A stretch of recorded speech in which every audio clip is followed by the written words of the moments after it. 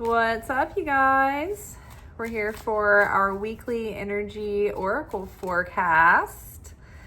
Let's see, coming up on Wednesday, I believe, just double checking here. Yep, Wednesday at 6:23 p.m. Pacific, so that would be 8:20 in the evening Central Time.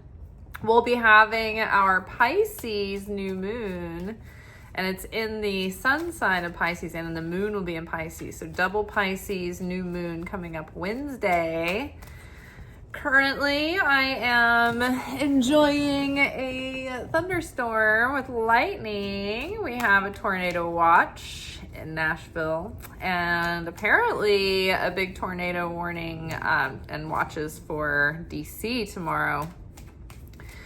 Wouldn't it be a shame if the whirlwind just sucked everybody up into it and everything else is just left unscathed, untouched, and all the good people were left alone, but all the bad guys were just picked out one by one and taken to Oz? That'd be terrible. I hope it doesn't happen.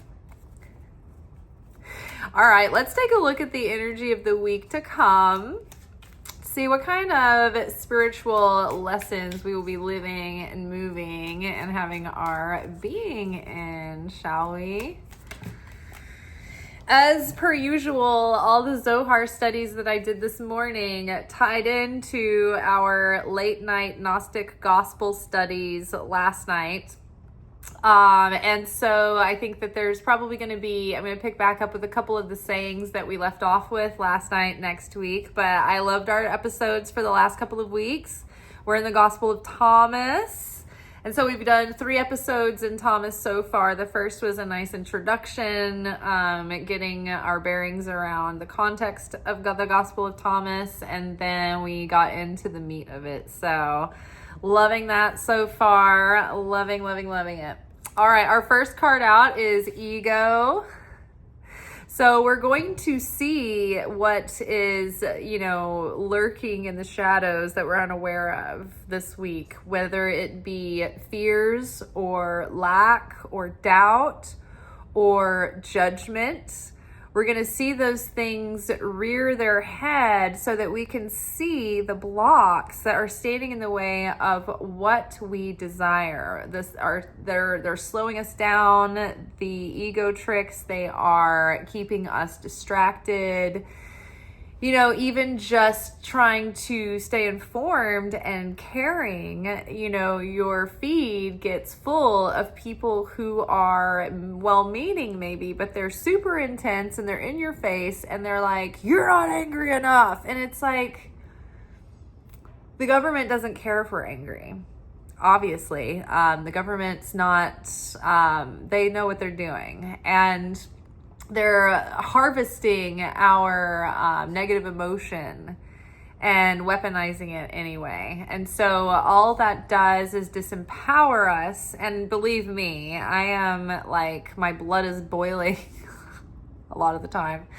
So I understand how easy it is to get baited into going into a rage and frustration at all of the injustice in the world, but we have to utilize that in a productive way, in a transformative way. So we need to, see, okay, how is that the anger itself is cutting us off from our connection with the Creator. And so we need to find a place where we can look at the state of things and we can discern, okay, this is right and this is wrong. We know the difference between right and wrong.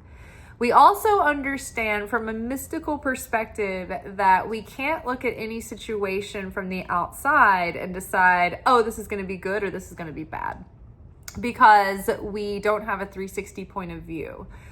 So something being good or bad can have a nuanced difference between what is outright good and evil.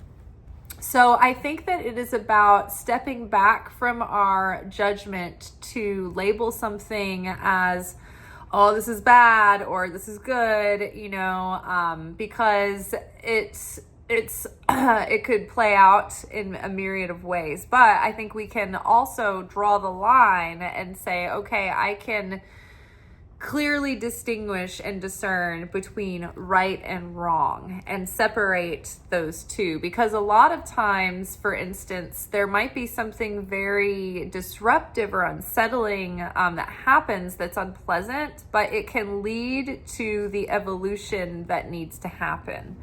So there is, like, to just call things outright good or bad is a little bit too reductive sometimes. But I think that it is not to deny the reality that something is good or evil or right or wrong. So I think that there's differences between those. So the I've been feeling lack lately, feeling like I don't have enough and I'm limited and there's not going to be enough. And I've been feeling fear. Fear is like when you are afraid you're going to lose what you have. And then I've been feeling doubt, right? Doubt is when you are afraid you're never going to get what you desire, right? You think that nothing's going to happen.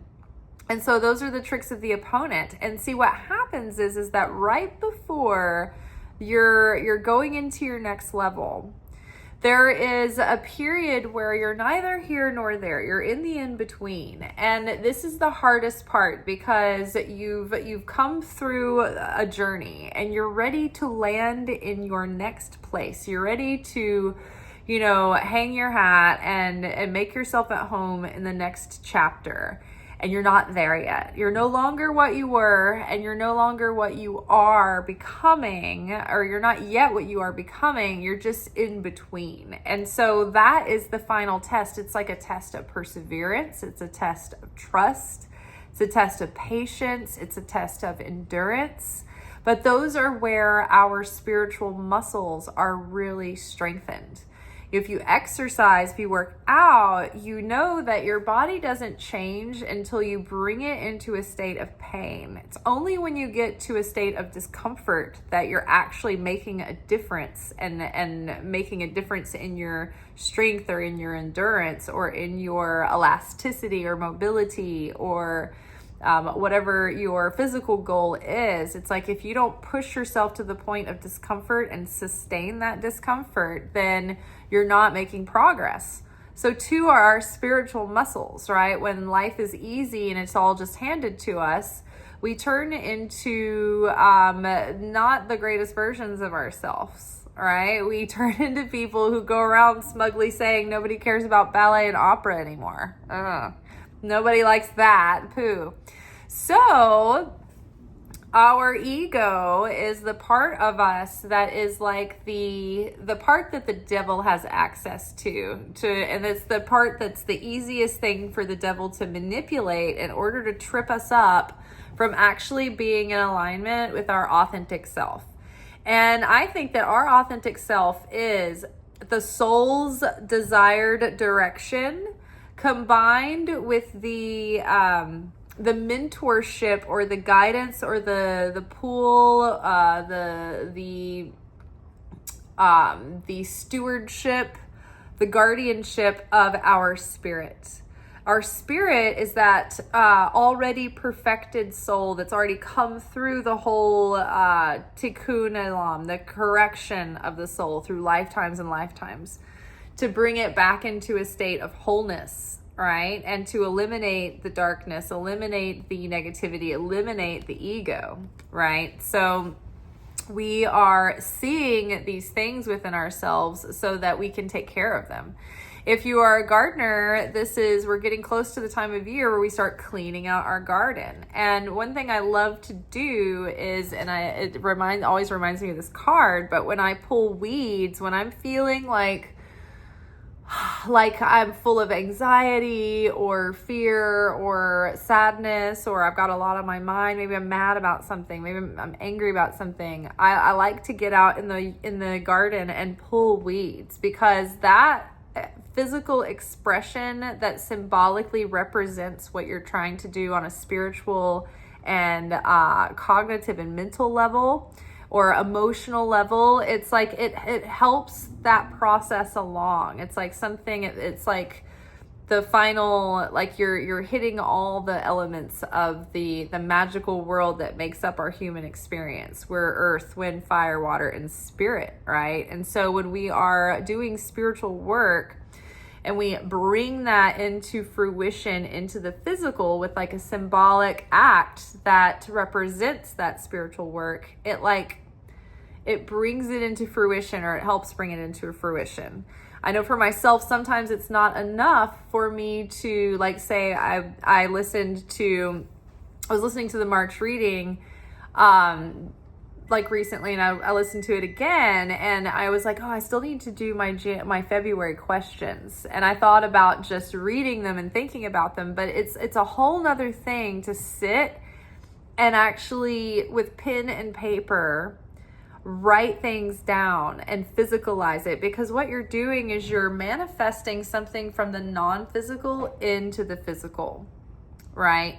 So another thing about the ego is that if we like get satisfaction from our success and people are singing our praises, or we do an act of charity or a good deed or something, it's like our nature to start feeling really good about ourselves and feeling really pumped up about it. And it starts to sort of take away the factor of humility and humbleness. And, we start getting really puffed up.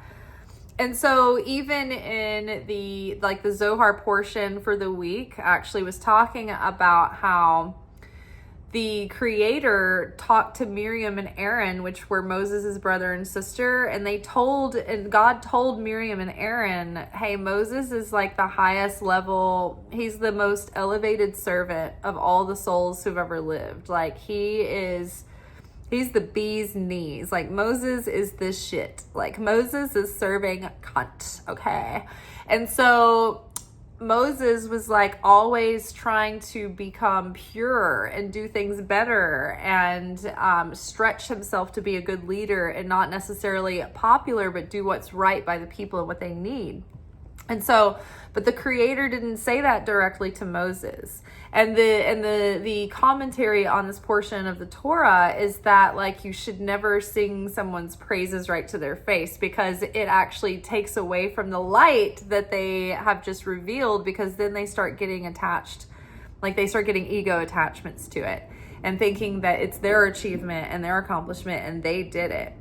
But like, this is how we have to move through the world as mystics. We have to realize that there's like a paradox that we have to hold.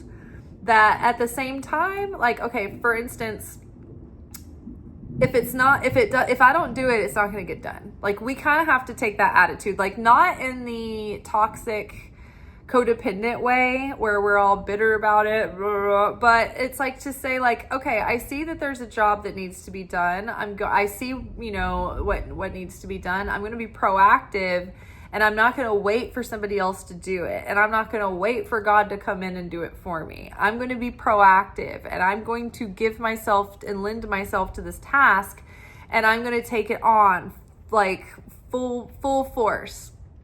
But I have to realize that all of my effort, I give my best, right? In co-creating with the Creator. I make an effort, I make the spiritual effort, I make the mental effort, I make the emotional effort, I make the physical effort, I take the spiritual actions.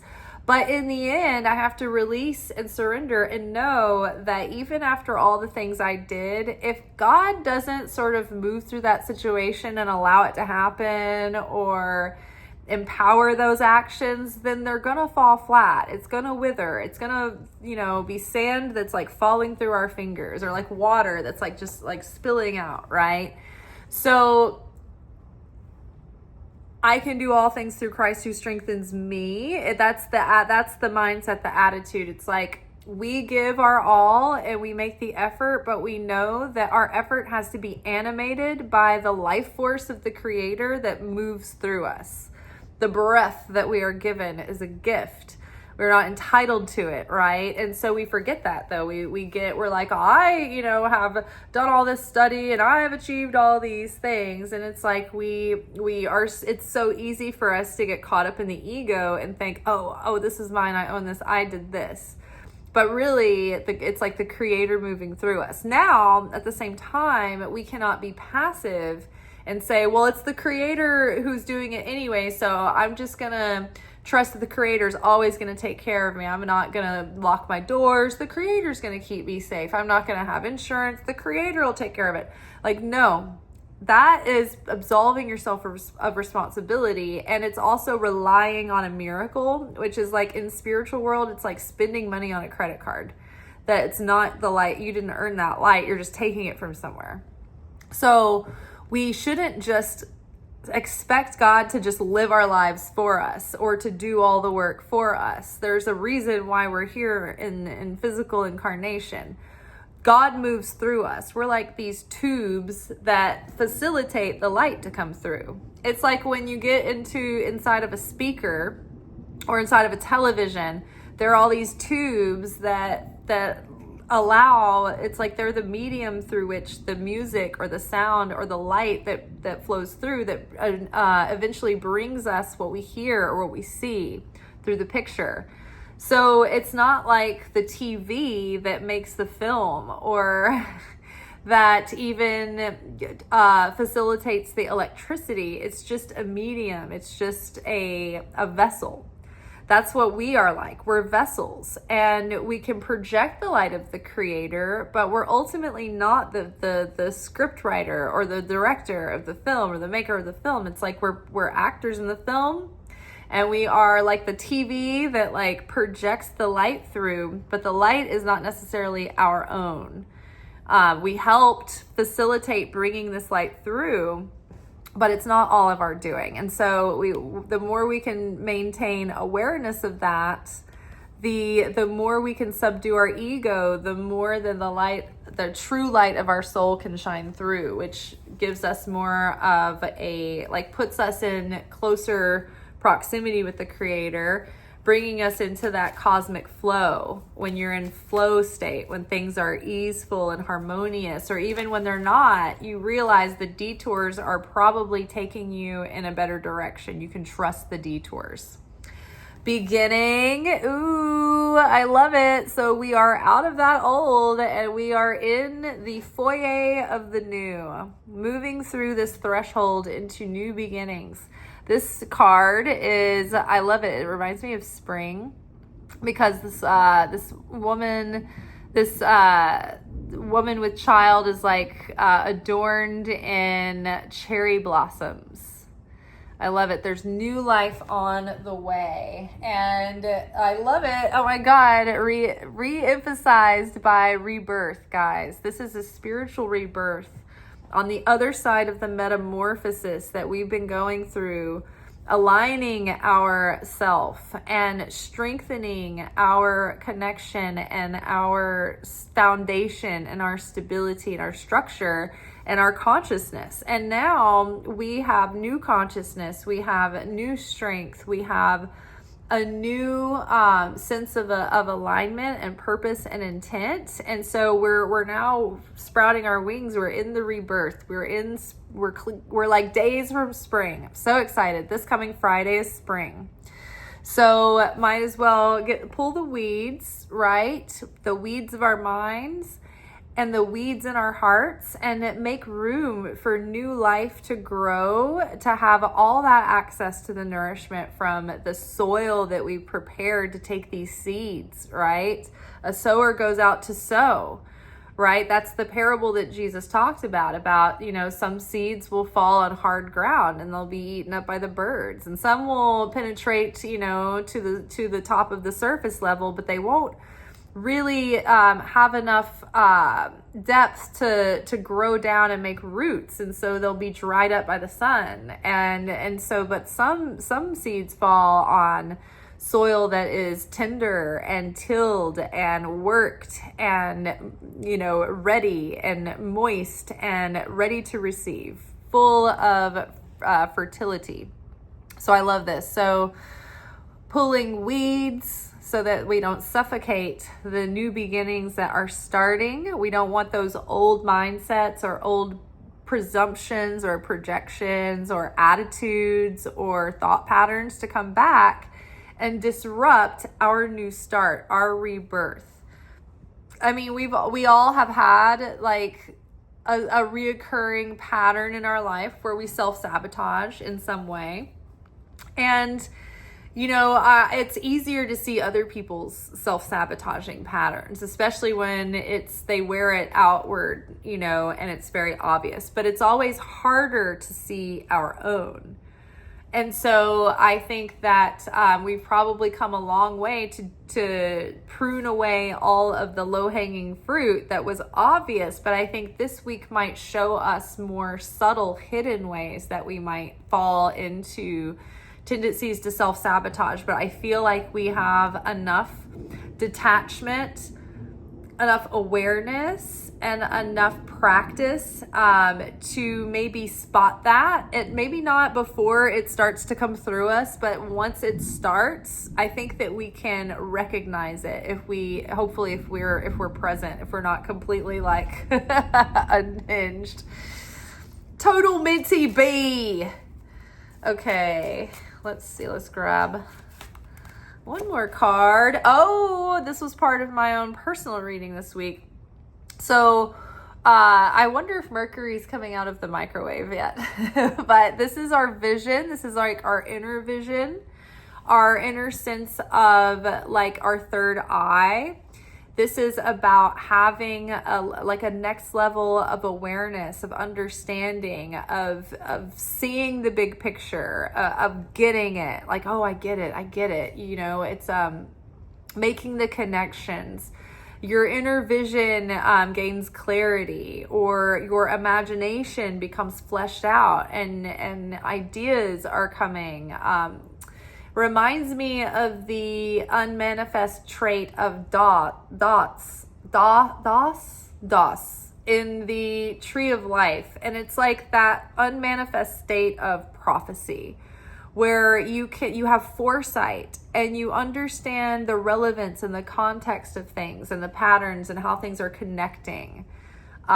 You are divinely inspired, and you can grab that guidance and discern it and translate that, and then take it and put it into action. So clarity, there might be a lot of clarity coming on the other side of healing, a lot of emotional baggage, which has been the whole journey through Pisces season. Now, great news, guys. Guess what? With our Pisces new moon, it's just planting another seed for a Pisces month. So the Pisces, it's following us. It's following us into the next moon cycle. So we've been in Pisces season, and now the new moon of Pisces is going to flavor the month ahead during that moon cycle. And I'm feeling just one more card. Ooh, water. Purification. The Pisces, right, is a water sign, and it's the end of the cycle. And what do we need to do before we start the new cycle? We need to purge. We need to cleanse. We need to purify. I love salt baths for this kind of ritual, especially if you take them with intention, you pray over them. I like to sleep with smoky quartz. I like to literally physically cleanse my system and my body and my glands, and I like to get good sweat, a really hardcore sweat. If you can, it's not really hot enough to go out and run and get the sweat I like to, I crave running through the summer, and I go in the hottest part of the day. So it just you get a gallon of sweat just pushing through your pores, but it just cleans out all your glands. It cleans out all the body chemistry that's just been stagnant. So if you can get a good sweat and you can do that habitually, that's so good. If you can flush your system by drinking tons and tons and tons of water, that'll be good. So give a physical good cleanse to your body, but attach to that cleanse the intention that it's also cleansing you energetically. Now, you can also be smudging, and you can use holy smokes to cleanse your own aura and your environment. You can use stones and crystals and minerals and herbs and all kinds of things. So, dealer's choice, pick your poison. However, we are still in a time where like our dreams and our psychic intuition and our insight, it's coming to the forefront. And I think that that's one major thing we're getting a lot more clarity around, is being able to discern when our ego is prodding and poking and pulling our strings, and when it's actually our discernment and our soul speaking to us and our heart trying to guide us in the right direction. This reminds me of the second chakra, or the Sphirat of Yosod on the Tree of Life. And this represents the portal or the dimension through which everything is birthed through. And that includes our blessings, right? And our, like, the souls coming and going through the world. But everything that we manifest has to come through that last dimension before it enters Earth. It's like the Strait of Hormuz. That's the big issue in Iran, where it's like blocking all the movement of all the oil and everything through that strait. That could be an issue. Something could come up around that, movement around that, or activity around that this week. But also symbolically or spiritually, not even symbolically, but literally in the spiritual plane and dimension, that is like there's a path between the second dimension up from us, or the ninth dimension down, and the 10th dimension, or the first dimension, whichever way you're coming. So if you're coming from God, from the divine, we're the 10th dimension down here. But if you're coming from us going up, it's like we're down here in the low level. So the dimension above us, the first neighboring dimension over next to us, is our neighbors, the non-physical, but this is the portal through which all things flow through. So we need to make sure that that's open and flowing. And the like, what blocks this and what clutters that up, a lot of it is guilt and shame we hold there, especially around like sexual issues and sexual programming. There is this is like on the edge of my brain. I keep seeing it and I haven't I got to say it. What is that?